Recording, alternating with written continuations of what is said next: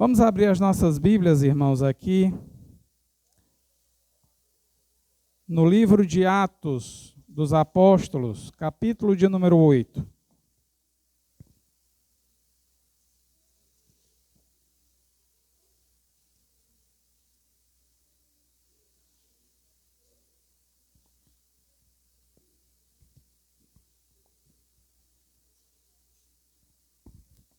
Atos 8, nós iremos ler alguns versículos, certa quantidade, mas vamos intercalar algumas aqui.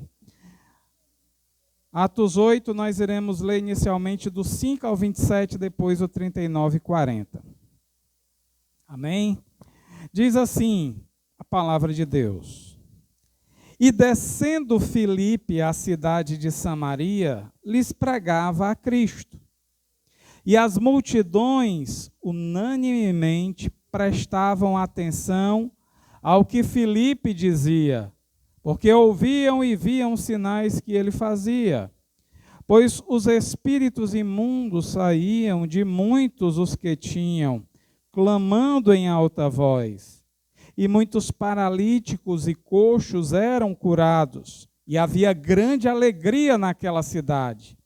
E estava ali um certo homem chamado Simão, que anteriormente exercera naquela cidade a arte mágica, e tinha iludido o povo de Samaria, dizendo que era uma grande personagem, ao qual todos atendiam, desde o menor até o maior, dizendo: este é o grande poder de Deus. E atendiam-no, porque já desde muito tempo os havia iludido com artes mágicas. Mas, como crescem em Filipe, que lhes pregava acerca do reino de Deus e do nome de Jesus Cristo, se batizavam, tanto homens como mulheres. E creu até o próprio Simão, e sendo batizado ficou de contínuo com Filipe. E vendo os sinais e as grandes maravilhas que se faziam, estava atônito. Os apóstolos, pois, que estavam em Jerusalém, ouvindo que Samaria recebera a palavra de Deus, enviaram para lá Pedro e João, os quais, tendo descido, oraram por eles para que recebessem o Espírito Santo, porque sobre nenhum deles tinha descido ainda, mas somente eram batizados em nome do Senhor Jesus. Então lhes impuseram as mãos e receberam o Espírito Santo. E Simão, vendo que pela imposição das mãos dos apóstolos era dado o Espírito Santo, lhes ofereceu dinheiro, dizendo: dai-me também a mim este poder, para que aquele sobre quem eu puser as mãos receba o Espírito. Mas disse-lhe Pedro: o teu dinheiro seja contigo para a perdição, pois cuidaste que o dom de Deus se alcança por dinheiro. Tu não tens parte nem sorte nesta palavra, porque o teu coração não é reto diante de Deus. Arrepende-te, pois, dessa tua iniquidade, e ora a Deus para que porventura te seja perdoado o pensamento do teu coração. Pois vejo que estás em fel de amargura e em laço de iniquidade. Respondendo, porém, Simão disse: orai vós por mim ao Senhor, para que nada do que disseste venha sobre mim. Tendo eles, pois, testificado e falado a palavra do Senhor, voltaram para Jerusalém. E em muitas aldeias dos samaritanos anunciaram o evangelho. E o anjo do Senhor falou a Filipe, dizendo: levanta-te e vai para o lado do sul, ao caminho que desce de Jerusalém para Gaza, que está deserta. E levantou-se e foi. Pulemos agora para o versículo 39 e 40. E quando saíram da água, se referindo à obra que Filipe tinha feito com o etíope, o eunuco, o Espírito do Senhor arrebatou a Filipe, e não o viu mais o eunuco, e jubiloso continuou o seu caminho. E Filipe se achou em Azoto, e indo passando, anunciava o evangelho em todas as cidades, até que chegou em Cesareia. Os irmãos podem sentar.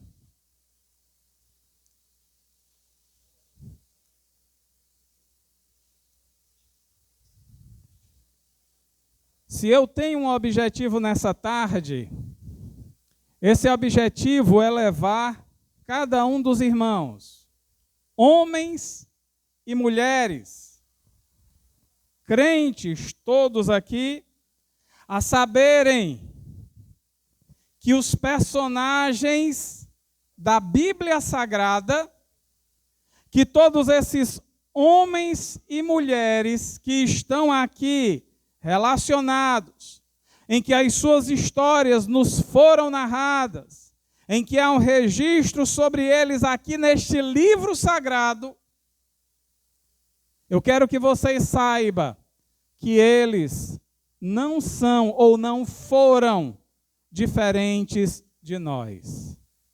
Eram homens e mulheres tais quais todos nós. Se você me perguntasse qual é o objetivo dessa mensagem nessa tarde, eu apenas queria que você saísse daqui consciente de que o que Deus operou nestes homens e mulheres aqui, Ele pode operar na vida de cada um de nós. Você crê nisso? Eu creio. E é por isso que nesta tarde eu gostaria de falar um pouco sobre a vida deste discípulo de Cristo, que pelo que nós já lemos aqui, é alguém que fez um grande rebuliço em Samaria. Seu nome? Filipe. Filipe, que até bem pouco tempo nas Escrituras, era uma pessoa anônima. Ninguém tinha ouvido falar de Filipe, ninguém sabia quem era Filipe, pelo menos nós, os leitores, porque eu penso que aquela igreja, e talvez hoje eu vá dizer por quê, conhecia Filipe. Aquela igreja que ali estava em Jerusalém, conhecia muito bem este homem de Deus. Mas nós só passamos a conhecer Filipe a partir do capítulo 6 de Atos, e a partir desse relato, e um pouco mais na frente, a gente vai ter um pouco da história de Filipe que nos fala muito poderosamente.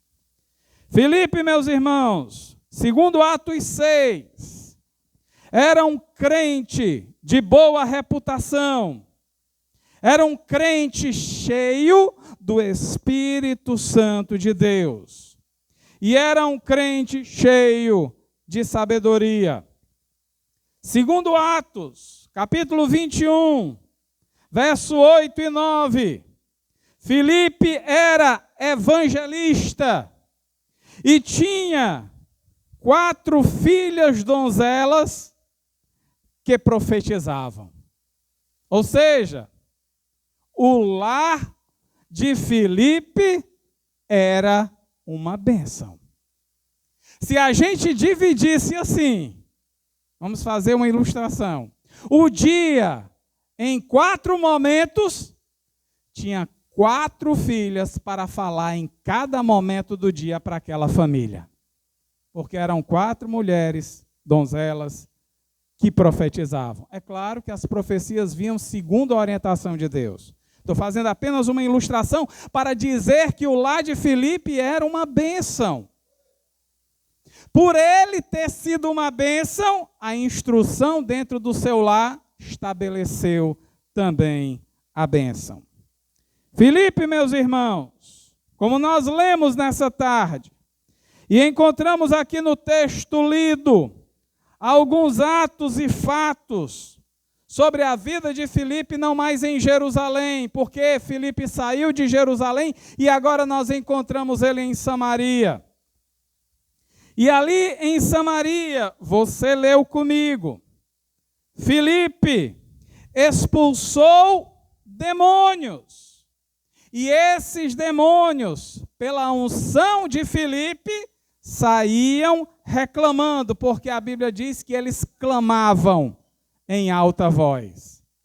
Parece que o poder que existia em Filipe fazia arder o coro desses demônios.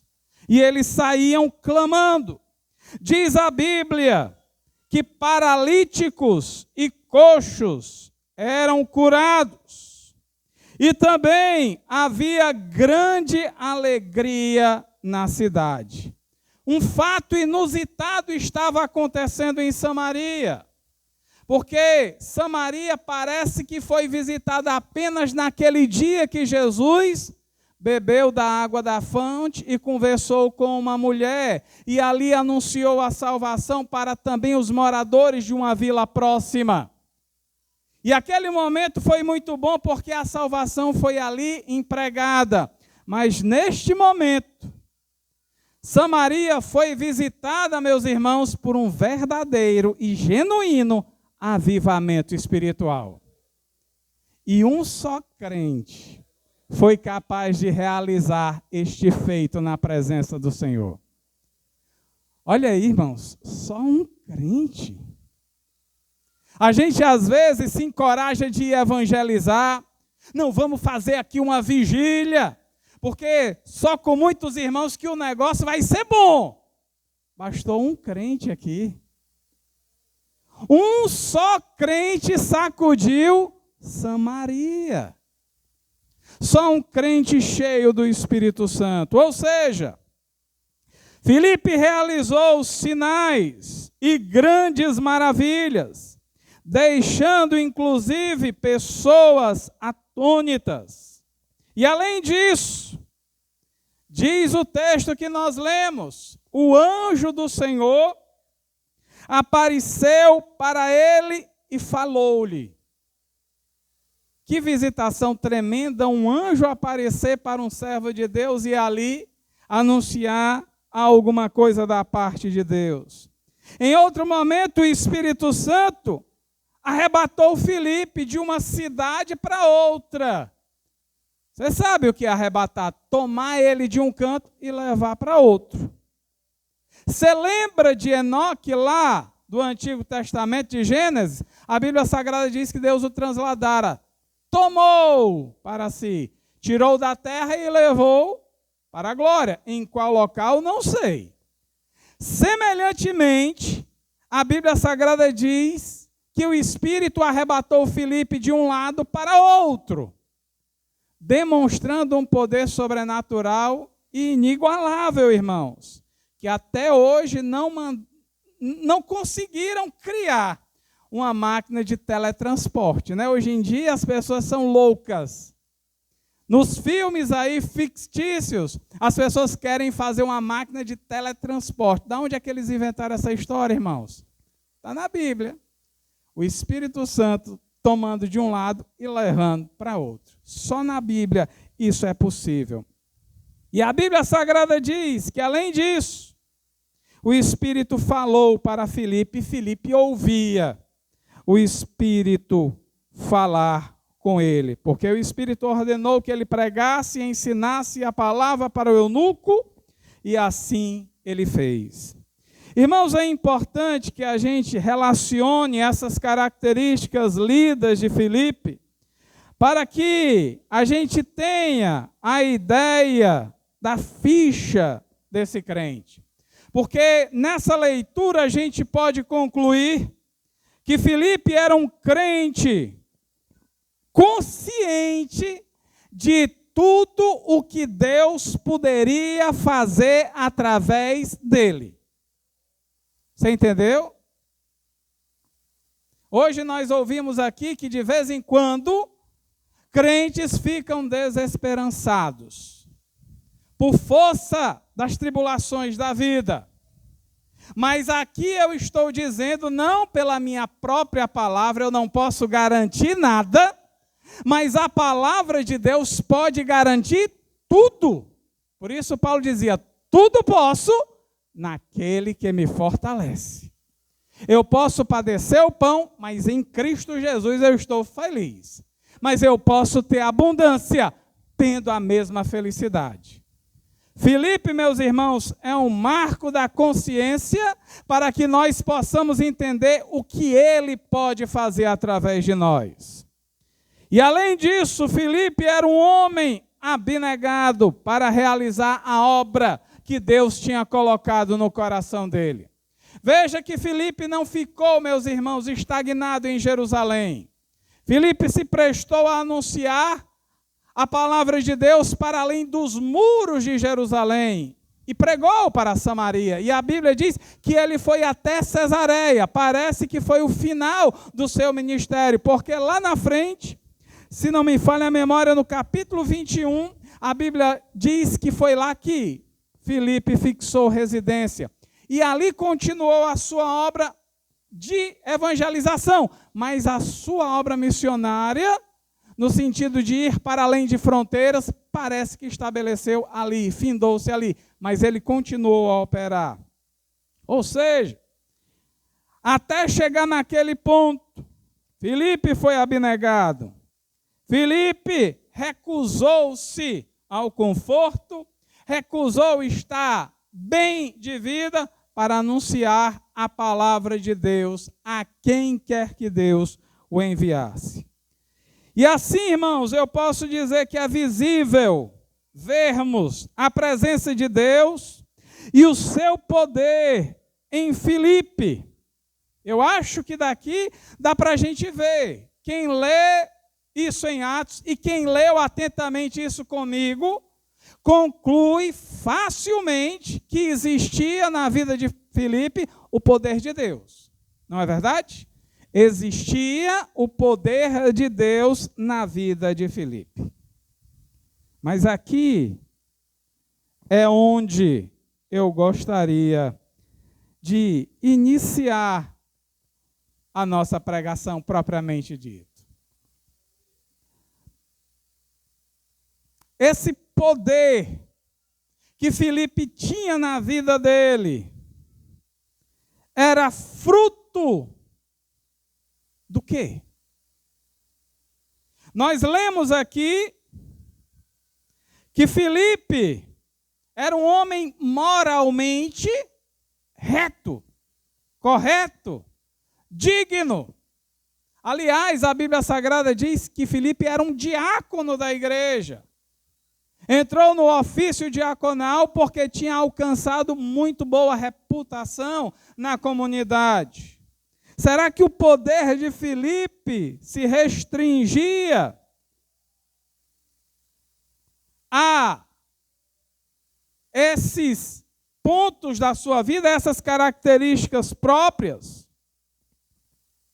Porque quando a gente fala nesses termos, meus irmãos, vendo Filipe realizar tantos feitos, muitas pessoas colocam em dúvida alguns atos de Filipe, porque dizem o seguinte, que os milagres que ocorreram no passado, que as operações sobrenaturais que aconteceram no passado, todas elas foram restritas aos apóstolos. Somente os apóstolos poderiam orar e as pessoas serem curadas. Somente os apóstolos poderiam passar e pela sua sombra as pessoas poderiam ser curadas. Somente eles poderiam expulsar demônios. Somente eles poderiam orar pelas pessoas e elas receberem o batismo no Espírito Santo. Parece que tudo isso ficou restrito aos apóstolos na linguagem de muitas pessoas. Mas aqui a gente vê, meus irmãos, Filipe fazendo esses grandiosos feitos. E aí, eu lembro que Jesus, lá no Evangelho, a gente vai abrir um parêntesezinho aqui, para dizer que, de fato, Jesus deu poder e autoridade aos seus apóstolos para fazerem isso. A gente não nega, não. Os apóstolos tinham poder de fazer e tinham uma razão por isso. Mas outras pessoas que não eram apóstolos, muito embora fossem ministros, como Filipe era, mas outras pessoas também poderiam fazer algo semelhante. E assim a Bíblia Sagrada tratou eles de colocá-los nos seus devidos postos, para não perderem a devida autoridade, nem apostólica, nem ministerial, nem do simples fato de serem crentes. Mas a Bíblia diz que Jesus escolheu primeiramente Vejam isso. Primeiramente, há 12 apóstolos, discípulos, os quais deu para eles poder e autoridade. Mateus fala disso lá no capítulo 10, no verso 1. Marcos também fala isso no capítulo 3, do verso 13 ao 15. E Lucas, no capítulo 9, do verso 1 em diante, Jesus disse o seguinte: e convocando-os, os seus 12 discípulos, aliás, a palavra diz que Jesus fez, e convocando os seus 12 discípulos, deu-lhes a autoridade e poder sobre todos os demônios, para curar enfermidades, e enviou-os a pregar o reino de Deus e a curarem as enfermidades. Jesus, ele chamou sim 12 apóstolos para dar a eles poder e autoridade. Se nós acreditamos que somente esse poder e essa autoridade eram específicos para os 12 apóstolos, então veja só, a gente pode concluir que os dons hoje cessaram, como muita gente diz, não é verdade? Se eu creio, não estou dizendo que creio, mas se por uma eventualidade eu creio que somente os apóstolos poderiam realizar esses sinais e esses prodígios, ou apenas a igreja primitiva, sob a supervisão deles, podia realizar tudo isso, eu tenho que concluir que esses dons, esses sinais e prodígios cessaram. Não é verdade? Os sinais e milagres ficaram restritos, então, à era apostólica. Mas se eu penso desta forma, irmãos, e se isso fosse a verdade, eu particularmente também pensaria que eu estaria limitando o poder de Deus. Estaria dizendo que Deus só pôde operar naquele tempo. Isso é contrassenso ou não é? Me diga uma coisa. Não precisa levantar a mão ou dizer assim, não. Mas alguém aqui já sentiu o calor de uma cura divina no seu corpo? Será que alguém aqui já sentiu o que é ser batizado no Espírito Santo, recebendo fogo espiritual no seu interior, e não tendo como suportar esse fogo, começa a falar, a extravasar, a transbordar uma língua espiritual estranha que nós não compreendemos, mas Deus sabe o que é que a gente está dizendo? Será que alguém já sentiu pelo menos isso que eu estou dizendo aqui? Irmão, se sentiu, eu vou dizer uma coisa para vocês. Isso daí não foi obra ou ação de qualquer outra pessoa, não. Foi Deus operando ainda hoje no meio da sua igreja. Se nós cremos, Deus vai operar. Se tem muita gente carrancuda que não quer receber de Deus isso daí, que fique lá com o seu cessacionismo. Mas eu vou ficar de coração aberto para Deus. E vou dizer para Ele, Senhor, manda tudo que Tu pode mandar para nós, que nós vamos receber. Aleluia. A missionária Rosalie Milzeplebe tinha um livretozinho que intitulado já incitava a gente a querer descobrir algo mais. Dizia o seguinte: receba tudo o que Deus tem para você. Você quer receber? Deus tem para dar. Pastor, eu posso receber? Sim, é dom, é dádiva. Deus dá de graça e Ele está pronto para dar. Basta nós querermos de fato e de verdade. Meus irmãos, mas vamos voltar aqui um pouquinho àquilo que estamos apresentando. Quando Jesus priorizou inicialmente os discípulos, os 12, eu penso que Jesus estava demonstrando que eles seriam os principais. Seriam os apóstolos de Cristo, que de fato mereciam ter respeitabilidade de toda a igreja do seu tempo e nossa. Porque nós sabemos que nós estamos fundamentados sobre o firme alicerce, que são os apóstolos, não na pessoa deles, mas no que eles escreveram. Eles são a autoridade de Cristo para que nós possamos seguir adiante na obra de Deus. Então Jesus tinha que dar um destaque a eles. Eram 12 apóstolos. O catolicismo romano diz que esse apostolato se desdobrou e hoje ainda opera-se na pessoa de um papa. Mas, irmãos, a Bíblia Sagrada diz que só existiram 12. Só 12. Lá no céu, só tem 24 tronos. 12 para as 12 tribos de Israel e 12 para 12 apóstolos. Não tem mais para ninguém, não. Esses daí, digamos, são a autoridade do Antigo Testamento e do Novo Testamento. Jesus quis mostrar que era necessário que a igreja deveria reverenciá-los, no sentido de que Deus iria trabalhar através deles para orientar a igreja como fizeram. E hoje nós reverenciamos o colegiado apostólico. Por quê, irmãos? Porque hoje a gente está pregando a palavra que eles nos deixaram. Nós estamos falando aqui que Jesus falou determinadas coisas, mas Jesus falou sobre a pena dos apóstolos.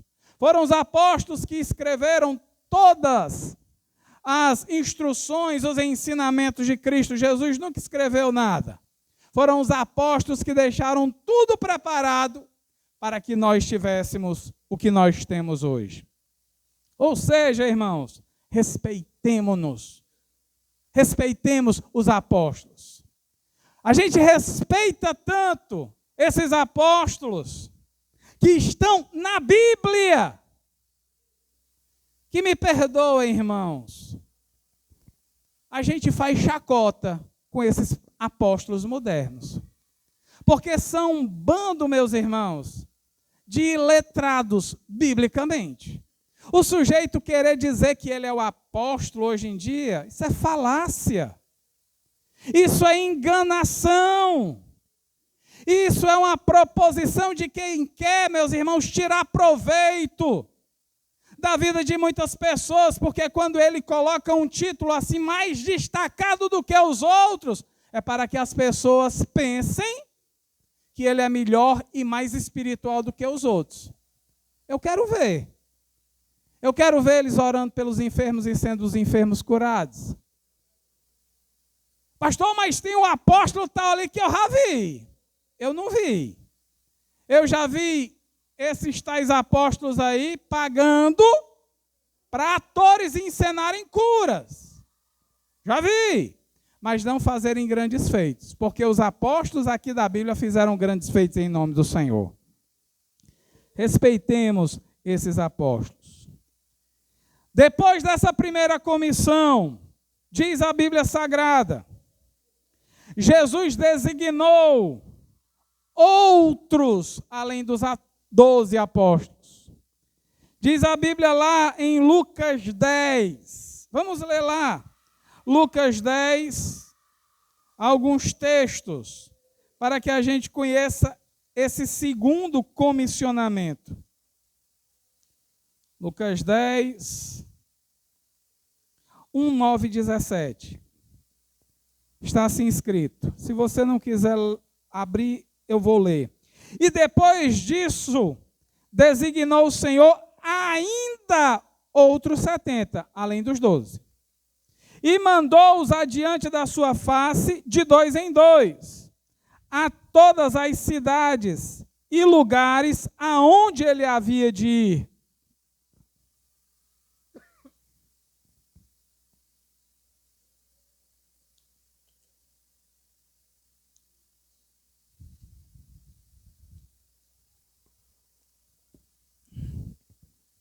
Verso 9.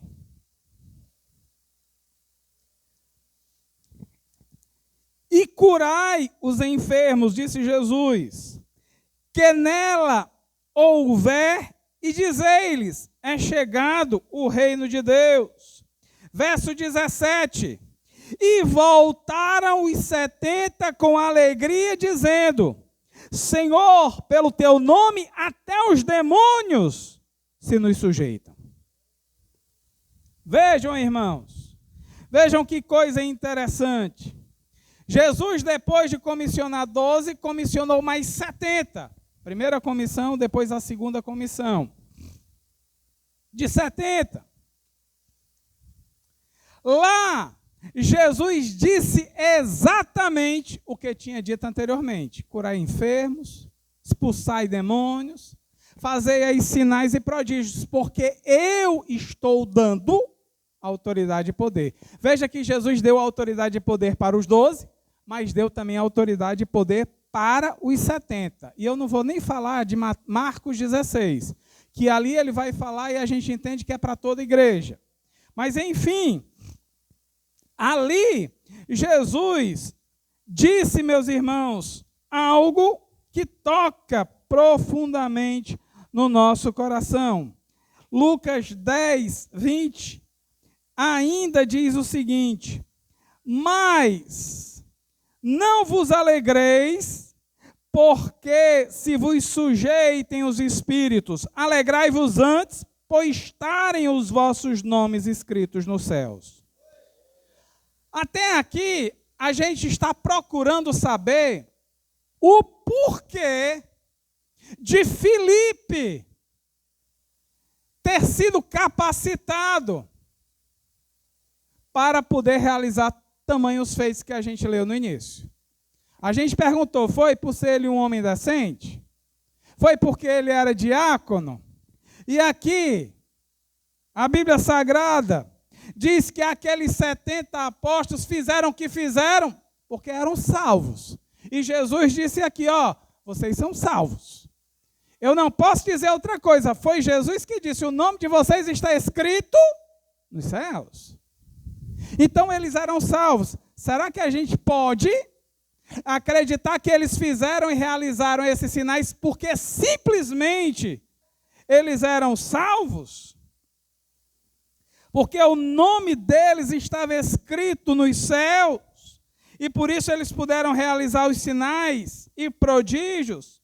E se Filipe também era salvo, como nós acreditamos, então, por causa disso, será que ele realizou todas aquelas coisas? Será, irmãos? A gente vai lendo o texto de Atos e muitas coisas vão surgindo na nossa mente e na nossa imaginação. É bom que a nossa mente esteja sempre concentrada ali dentro dos padrões da Bíblia, para nunca a gente extrapolar os limites da nossa imaginação, porque senão a gente vai longe. Mas é sempre bom a gente fazer determinadas provocações e meditações no texto dentro dos limites que nos são oferecidos pela própria Bíblia Sagrada. É o que a teologia, digamos, chama hermenêutica. Nunca faça uma ponderação além do que está dito em outro texto, por exemplo. Faça sempre comparações para que você possa entender um e o outro. Mas, enfim, a gente fica imaginando, puxa vida, será que Filipe realmente fez tudo isso porque simplesmente ele era salvo? Aí eu volto para nós mesmos. Se essa fosse de fato a justificativa para Filipe fazer o que fez, então a gente tem que defender que todo salvo é capaz de fazer tudo que Filipe fez. Você concorda comigo? É uma lógica simples. E aí vem para cima da gente novamente. Se Filipe fez tantos sinais porque era salvo, eu e você, será que a gente já fez um grande sinal aí? Pelo menos 50% do que Filipe fez? 25%. 10% do que Filipe fez. A gente fica meio assim constrangido, né? Eu fico. Sou sincero com vocês. Porque não é a gente que faz milagre, é Deus através da gente. A gente sabe disso. Mas não é o fato simplesmente da gente ser salvo que isso vai garantir a gente fazer sinais ou não. É um pré-requisito. Eu creio que Deus só vai atender a oração de salvo. Se o crente for salvo, Deus vai atender as orações dele. Vai através dele manifestar poder. Mas, se a pessoa não for salva, eu não posso garantir absolutamente nada. Tanto é que a Bíblia Sagrada fala o quê sobre Cornélio? Cornélio, por si só, não pôde fazer nada. Mas Deus teve piedade dele. Disse, manda buscar Pedro, alguém que possa vir pregar para vocês. Aí ele vai fazer alguma coisa. Ele vai fazer, mas vocês esperem. Um salvo pode muito, mas um não salvo não pode nada. Dentro do que está escrito. Então, irmãos, a gente pode concluir que não é a salvação que garante o milagre, mas é Deus que pode fazer-nos de instrumentos para que Ele opere o milagre. Seja quando nós estivermos prontamente preparados, seja numa eventualidade. Irmãos, é claro que quando a gente estiver no auge da espiritualidade para fazer todas essas coisas que Filipe fez, Deus irá operar de uma forma tranquila, tremenda, maravilhosa. Mas se por uma eventualidade você não está nessa dimensão, há uma restrição, sim, mas Deus pode ter misericórdia e operar na sua vida um milagre. Porque Deus é Deus. Ele só quer uma porta para fazer a coisa acontecer nesse mundo. E essa porta muitas vezes pode ser nós, independentemente da circunstância. É algo que só Deus pode fazer e realizar. Eu pergunto, irmãos, será que Filipe não era um desses discípulos entre os 70? Porque a Bíblia Sagrada fala que Filipe era uma pessoa bem integrada e conhecida na igreja. Eu vou falar disso na terça-feira. Hein? Será que Filipe era um dos 70? Guarde aí essa pergunta, que na terça eu respondo. Mas vamos adiante. Não há nenhum milagre na Bíblia Sagrada. Não há nenhum texto bíblico que garanta a operação de milagres por um crente, ainda que ele seja digno, de boa reputação, por ser ministro ou por ser salvo.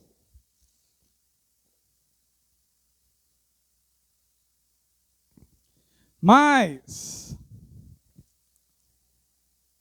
quando a gente olha para Jesus, a gente vai aprender com Ele a compreender como isso funciona. Irmãos, Jesus é o referencial para tudo que a gente precisa na nossa carreira cristã. É por isso que Ele é a fonte. Ele nos disse certa vez, quem tem sede, vem a mim e beba. É claro que ali no texto Jesus falava sobre salvação, mas eu vou aqui ampliar, que Ele possa me permitir essa ampliação e dizer que Ele é a fonte para nós bebermos de tudo o que nós precisamos saber e conhecer.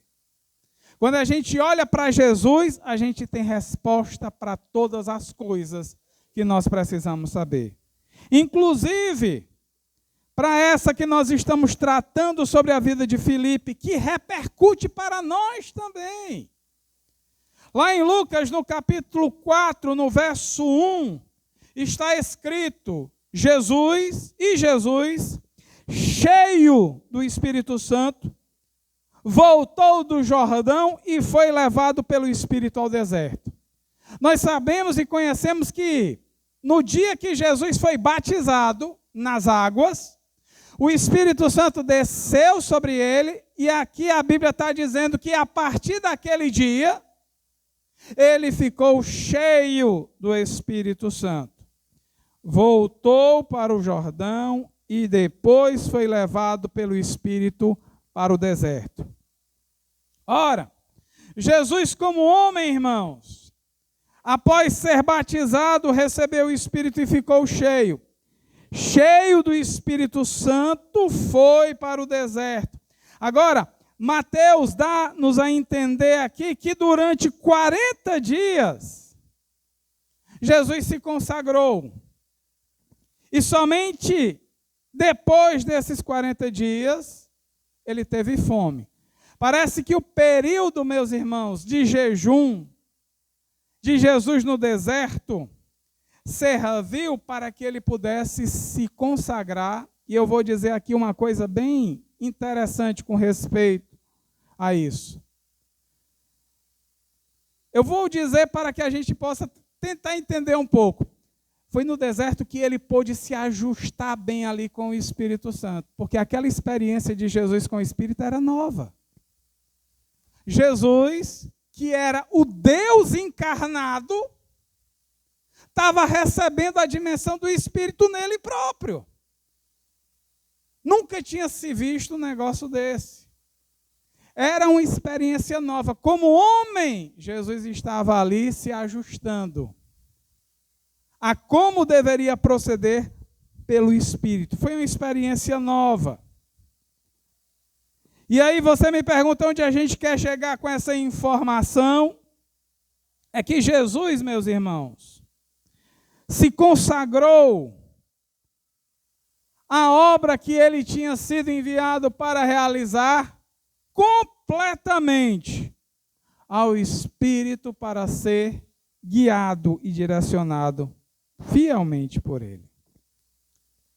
Quando Jesus demonstra isso, e isso é apresentado nos evangelhos, eu posso dizer que isso forma uma mentalidade na igreja primitiva que também forma a nossa mentalidade.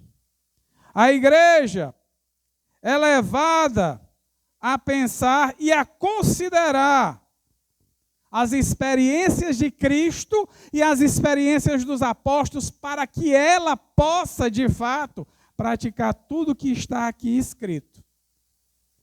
É um caminho que a gente tem que seguir. Não pode ser de outra forma. Tem que ser tal qual eles fizeram. Não existe algo diferente. Não existe santidade diferente da que os apóstolos experimentaram. Não existe justificação diferente da qual os apóstolos apresentaram. Não existe salvação diferente da que foi apresentada na Bíblia. É por isso que a gente diz que só Jesus salva. Maria não pode salvar. Os santos não podem intermediar nossa relação com Deus. É só Jesus, é só Jesus e é só Jesus. Nada mais. Nada menos. Vocês querem ver, meus irmãos, como Jesus é o que é tudo em nós? É Ele que realiza tudo em nós, e não nós em nós mesmos. Porque tem muito pregador que se acha o tal, né? Hoje em dia, pela mídia gospel aí, tem muito cantor que se acha o Asaf, o Davi, não escreveu um salmo, né? Mas se acha aquele que apresenta o melhor louvor a Deus. São vasos vazios muitas vezes, irmãos. Porque querem, na verdade, adquirir fama, e fama para eles próprios. Não entenderam que é só Jesus e ninguém mais. A Bíblia Sagrada diz que depois que Jesus levou alguns de seus discípulos para orar e transfigurou-se, desceu do monte de oração, e quando chegou lá embaixo, onde estavam os outros discípulos, a confusão estava posta. A confusão estava acontecendo na mais alta dimensão. Por quê, pastor? Porque um pai desesperado trouxe um filho que era possuído por um demônio e que estava padecendo com aquele jovem há dias, há meses, há anos, e ninguém solucionava o problema dele. E ele desesperadamente chegou para os discípulos de Jesus, porque não pôde ter acesso, porque Jesus estava orando. Chegou primeiro para os que não estavam. E os que não estavam orando, disseram, a gente resolve o problema. Tentaram expulsar os demônios, ou o demônio, e não conseguiram. Aí disse, você sabe aí, mas é porque aqui é um ponto burocrático que a gente tem que seguir, é porque o homem está lá em cima orando, mas vamos esperar aqui, aguente o trâmite normal das coisas, deixa ele voltar que a gente... E o homem esperou. Quando Jesus voltou, o homem chegou e caiu aos pés de Jesus e disse, Senhor, pelo amor de Deus, me ajuda. E aí ele disse, olha, eu tenho meu filho aqui. Mateus disse que o filho dele era lunático e sofria muito. Marcos já disse que o menino tinha um espírito mudo. Não que essas visões estejam diferentes umas das outras, mas porque cada um vai acrescentando algo mais ao fato. E quanto mais informações, melhor vai ser o milagre. Você concorda? Quanto mais coisa ruim a ser dita, mais poderoso vai ser o milagre. E ele continuou, olha, o demônio, quando pega ele, joga ele no fogo para queimar e na água para afogar. Eu presumo isso. Ele fica num rebuliço, isso disse Mateus. Já Marcos disse que o demônio pega ele, despedaça-o, faz ele espumar, ranger os dentes e vai definhando. O que eu achei mais impressionante foi isso, irmãos, esse definamento dele. Ele iria perdendo, digamos, a gordura do próprio corpo e iria ficando raquítico. Olha o poder do demônio que tinha sobre aquele jovem, aquela criança. Mas aí, como eu disse, o problema, os discípulos não puderam expulsar. Não puderam expulsar. Aí eu pergunto, irmãos, esse momento aqui é bem depois daquele comissionamento que Jesus fez para os seus 12 discípulos, lá em Mateus 10. Essa história é relatada em Mateus 17. Aonde é que estavam aqueles discípulos de Jesus que expulsaram demônios, que curaram enfermidades e que receberam de Jesus ordem, inclusive, para ressuscitar mortos, irmãos? Cadê aqueles homens? Não conseguiram expulsar esse demônio.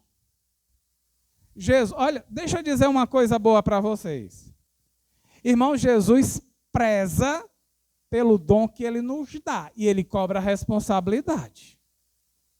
Por isso, se nós recebemos um dom da parte de Deus, seja responsável por ele. Não menospreze o dom que Deus te deu. Se Deus chegou e te deu, olha, isso é teu, usa, pegue, guarde e coloque ele em prática. Porque os discípulos aqui não fizeram isso. Quando Jesus soube que eles não tinham feito o que deveriam fazer, aí, meus irmãos, o chicote de Jesus foi duro. Ó geração incrédula e perversa, até quando estarei eu convosco? Até quando vos sofrerei? Espera aí, pastor. Como é que Jesus chamou e tratou os discípulos dele? Aqueles de Mateus 10, chamou eles geração incrédula e perversa. Leia depois o texto, se você não está tendo essa percepção que a gente está tendo. Jesus chamou os discípulos, meus irmãos, e cobrou eles, porque eles não estavam fazendo uso daquilo que ele tinha dado. E qual era a solução, pastor? Eles deixaram de perseverar numa arte muito singular da carreira cristã. Qual é, pastor? A oração. Jesus disse, esta casta não pode sair com coisa alguma, a não ser com oração e jejum. Crente, se você não gosta de oração, nem gosta de jejum, cuidado. Porque você pode passar por situações como esta. Pastor, não fala isso não. Fala agora, para que você se aprume. Se não jejua e não ora, passe a orar. Porque os tempos são sombrios, irmãos. O mundo está aí engolindo a muito crente. Só não vai engolir o crente que ora e o crente que jejua. Porque é um crente atrevido que ousa confiar nas promessas de Cristo.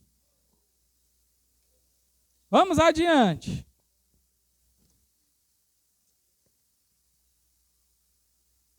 Vamos adiante.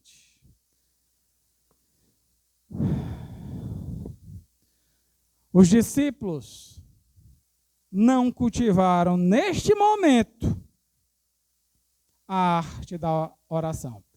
Mas em Atos, eles aprenderam. Glória a Deus. E a gente vê a coisa mudada. Mas nesse momento, deixaram a desejar. Pela falta de poder, meus irmãos, na vida dos pregadores. E eu vou dar aqui uma mensagem profética, não minha, mas antiga. Charles Spurgeon, ele viu que muitos pregadores de sua época eram pregadores versados, bem cultos, bem intelectualizados, mas a mensagem que eles proferiam eram vazias. Eram palavras que não surtiam efeito no coração das pessoas. E Spurgeon se preocupou com isso. Pastor, realmente Spurgeon criou um seminário, escreveu até livros, orientações para os meus alunos. Sim, ele se preocupou com isso. Mas bastou uma só frase, ou melhor, uma oração, um pensamento de Spurgeon, para a gente ver a necessidade urgente, meus irmãos, da oração. Spurgeon disse o seguinte: queria ensinar um homem a orar do que 10 a pregar. Para Spurgeon, irmãos, precisamos orar, orar e orar para sentirmos a Deus pelo seu Espírito e podermos transmitir quem Ele é. Pastor, então quer dizer que eu vou orar, e quando eu pregar eu vou falar muito forte, vou falar com muitas palavras rápidas, e todo mundo vai dar glória a Deus? Quem foi que disse? Que Deus opera só dessa maneira. Paulo pregou, meus irmãos, e teve gente que dormiu na pregação de Paulo. E nem por isso a pregação de Paulo estava sem unção, era ungida. Paulo falou ao coração das pessoas, mas teve gente que dormiu. Teve gente que não aguentou. Tadinho, tá certo, era já meia-noite, né? Vamos dar um desconto aqui. Mas enfim, meus irmãos, a pregação que soa até mesmo no coração nosso interior é aquela palavra que é ungida. E ela não necessariamente precisa causar grandes estardalhaços. Tem hora que a pregação vem gloriosa e a gente tem que aproveitar. Mas tem horas que Deus fala apenas num sussurro, como um vento, como que preparando para algo mais poderoso que virá depois, para que a gente possa se ajustar bem direitinho e entender o que vai ser dado posteriormente. Isso é profético, irmãos. Deus tem coisa tremenda e maravilhosa para a gente. Por isso que Spurgeon se preocupava, meus irmãos, que primeiro os crentes passassem e fossem aprovados na classe da oração. Precisamos entrar na classe da oração. Pastor, mas é só os pregadores? Não, irmã. As irmãs também. Pastor, as irmãs do ciclo de oração, não é só elas não, irmã. É as irmãs do ciclo de oração, as senhoras que são valentes guerreiras de oração, mas as jovens também. Aquelas que estão se aprimorando no caminho do Senhor, essas também precisam orar. Pastor, mas o dia a dia está difícil, mas escolha um só momento, que a partir do momento que você começar a gostar da oração, meus irmãos, esse dia melhora e muda. E se inverte. Se você orava pouco, você vai poder orar muito agora, porque gostou do que é a oração. Irmãos, a oração não tem uma finalidade apenas, uma somente. São várias. Existem muitas. Nós precisamos, nesse momento, orar por um despertamento espiritual. Não só no retiro, aqui, para que a gente possa se animar, porque todo retiro a gente ora. Mas a gente precisa orar por um despertamento espiritual insistentemente. É no retiro, é fora do retiro, é todo dia. Para que o pregador que vá na nossa congregação esteja cheio do Espírito de Deus. Possa transmitir a palavra debaixo da unção e debaixo de oração. Um despertamento só virá se nós orarmos. Se a gente orar, Deus move a sua mão. Se não orarmos, Deus não move. John Walker, que foi um autor que escreveu muitos relatos breves sobre avivamentos espirituais. No avivamento morável, ele destacou uma coisa importantíssima para que nós aprendamos. Disse ele: lê a história de qualquer grande obra do Espírito, encontrará aí uma história de oração. Oração no Espírito foi o segredo de todos os grandes avivamentos no passado, e será o segredo de todo o poder de avivamento que vier sobre nós nesses dias. Olha aqui as coisas já mudando. A gente até aqui, meus irmãos, parece que a gente foi um salto, né? A gente estava falando de Filipe e de repente a gente foi para avivamento. Mas se não for a oração, se não for a nossa comunhão com Deus, a gente não vai ver muita coisa. Se a gente não tiver disposição para orar, a gente não vai ver o invisível, não vai ver o poder de Deus. Por que que a igreja primitiva via muitas coisas? Porque, irmãos, quando você abre assim a Bíblia, no capítulo 1, no capítulo 2, no capítulo 3, no capítulo 4, capítulo 5, 6 de Atos, não que os outros não tenham. Rapaz, você tem uma dificuldade para levantar essas páginas. Pastor, não tenho não. É porque você não viu o que é que está nela. Um peso de glória de oração. É o povo orando insistentemente. Já começou lá. Desde que Jesus ascendeu aos céus, o povo se dobrou em oração e começou a clamar: manda-nos o Espírito, Senhor. Manda o Espírito Santo. Tu prometeste, manda sobre nós o Espírito, Senhor. Manda sobre nós o Espírito para que a gente possa ser cheio como tu nos ensinaste. Batiza-nos no Espírito Santo. O povo falava, insistia e orava. Por isso, Atos dos Apóstolos, meus irmãos, é um livro que a gente percebe o peso de oração nele. Em todo. Mas nesses 6 primeiros capítulos, meus irmãos, é constante lá. A gente vê o povo vibrando em oração, tremendo em oração, sentindo a glória de Deus em oração. Pelo que a gente leu e aprendeu até aqui, eu reconheço que a igreja em oração tem o poder de afastar todo o mal. Uma igreja que ora, ela afasta o mal. Ela se desprende do mal. Ela bota o mal para correr e ele fica à distância. Mas porque ela tem poder, fruto da oração. A oração nos faz ingressar no mundo espiritual, irmãos, do poder de Deus.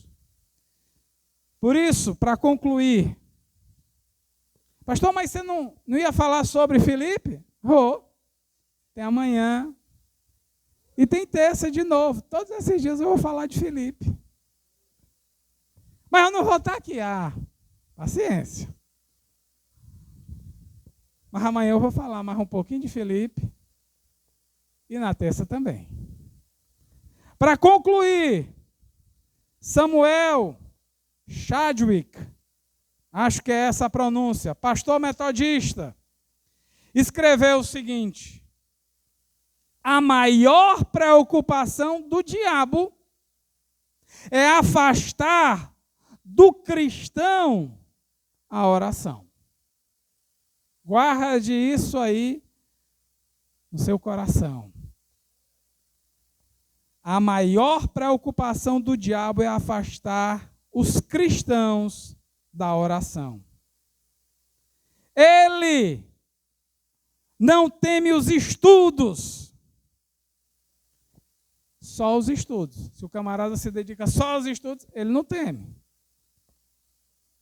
Ele não teme o trabalho e nem a religião daqueles que não oram. Ele ri de nossa labuta, zomba de nossa sabedoria, mas ele treme quando nós oramos. Eu penso que Filipe era um homem de oração.